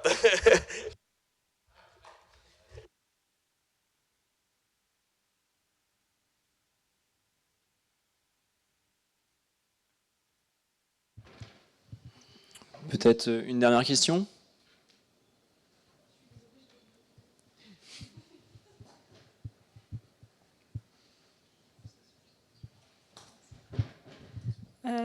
Juste pour revenir au tout début, vous avez parlé d'un système de recommandation chez Malte. J'ai juste une question. Est-ce que c'est en mode chatbot, c'est-à-dire RAG, donc derrière ce qu'il y a derrière le système, c'est mode RAG, base vectorielle et tout ça, ou c'est vraiment des algorithmes, des systèmes de recommandation qu'on connaît classiques? Non, c'est des algorithmes de système de recommandation. On travaille dessus depuis 2019, donc avant ChatGPT ou autre. Okay. Peut-être même avant 2019. Non, c'est des algorithmes plutôt classiques. Après, on a des modèles de deep learning, mais c'est nos modèles à nous qu'on développe et c'est pas forcément du LLM. Merci. C'est du LLM, mais pas génératif, pardon.